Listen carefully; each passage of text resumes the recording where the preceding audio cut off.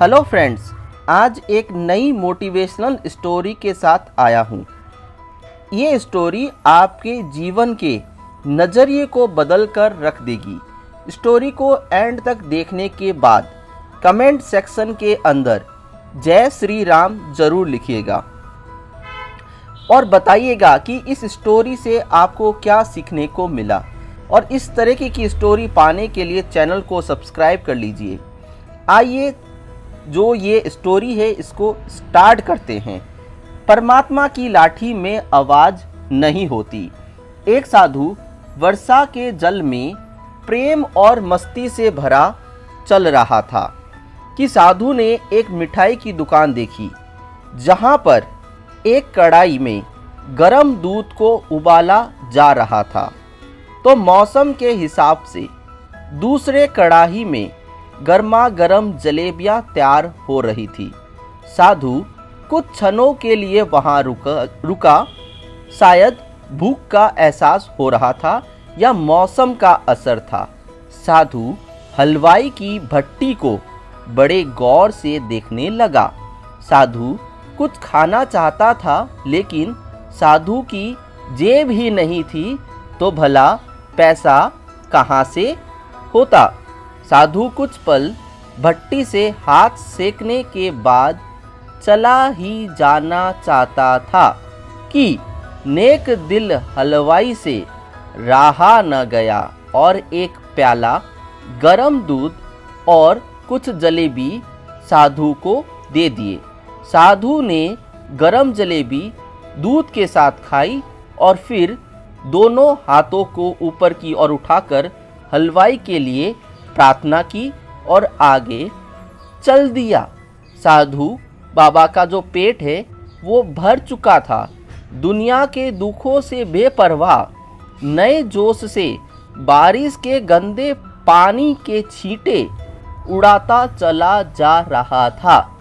वह इस बात से बेखबर था कि एक युवा नवविवाहित जोड़ा भी वर्षा के जल से बचता बचता उसके पीछे आ रहा है। एक बार इस मस्त साधु ने बारिश के गंदे पानी में जोर से लात मारी।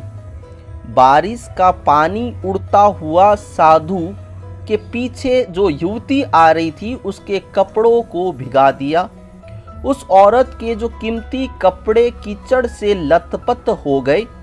इससे उसका युवा पति इस बात को बर्दाश्त नहीं कर पाया, इसलिए वह आस्तीन चढ़ाकर आगे बढ़ा और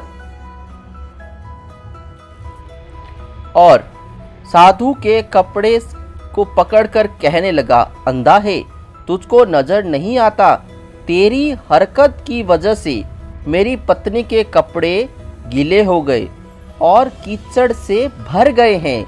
साधु हक्का बक्का सा खड़ा था, जबकि इस युवा को साधु का चुप रहना नाखुशगवार गुजर रहा था। महिला ने आगे बढ़कर युवा के हाथों से साधु को छुड़ाना भी चाहा, लेकिन युवा की आंखों से निकलती नफरत की चिंगारी देख वह फिर से पीछे खिसककर मजबूर की तरह खड़ी रही। राह चलते राहगीर भी उदासीनता से यह सब दृश्य देख रहे थे, लेकिन युवा के गुस्से को देखकर किसी में इतनी हिम्मत नहीं हुई कि उसे रोक पाते। और आखिर जवानी के नशे में चूर इस युवक ने एक जोरदार थप्पड़ साधु के चेहरे पर जड़ दिया।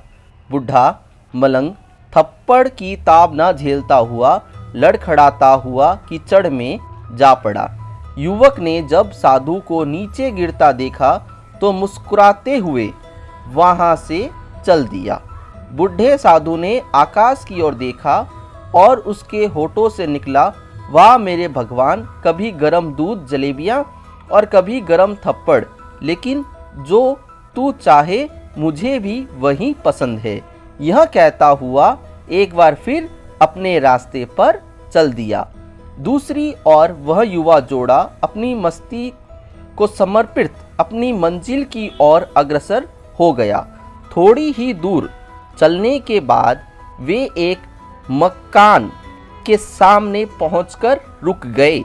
वह अपने घर पहुंच गए थे। वह युवा अपने जेब से चाबी निकालकर अपनी पत्नी से हंसी मजाक करते हुए ऊपर घर की सीढ़ियां तय कर रहा था। बारिश के कारण सीढ़ियों पर फिसलन हो गई थी। अचानक युवा का जो पैर है वो फिसलकर नीचे आ गया। सीढ़ियों से नीचे गिरने लगा। महिला ने बहुत जोर से शोर मचाकर लोगों का ध्यान अपने पति की ओर आकर्षित करने लगी, जिसकी वजह से काफी लोग तुरंत सहायता के लिए युवा की ओर लपके, लेकिन देरी हो चुकी थी। युवा का जो है सिर वो फट गया था और कुछ ज्यादा ही खून बहने लग गया था। इस कारण नौजवान युवक की मौत हो चुकी थी। कुछ लोगों ने दूर से आते साधु बाबा को देखा तो आपस में कानाफूसी होने लगी कि निश्चित रूप से इस साधु ने थप्पड़ खाकर युवा को श्राप दिया, अन्यथा ऐसे नौजवान युवक का केवल सीढ़ी से गिरकर मर जाना बड़े अचंभे की बात लगती है। कुछ मन चले युवकों ने यह बात सुनकर साधु बाबा को घेर लिया। एक युवा कहने लगा कि आप कैसे भगवान के भक्त हैं जो केवल एक थप्पड़ के कारण युवा को श्राप दे बैठे। भगवान के भक्तों में रोष वह गुस्सा हरगिज नहीं होता है। आपको जरा सी असुविधा पर भी धैर्य न कर सके। साधु बाबा कहने लगे, भगवान की कसम मैंने इस युवा को श्राप नहीं दिया।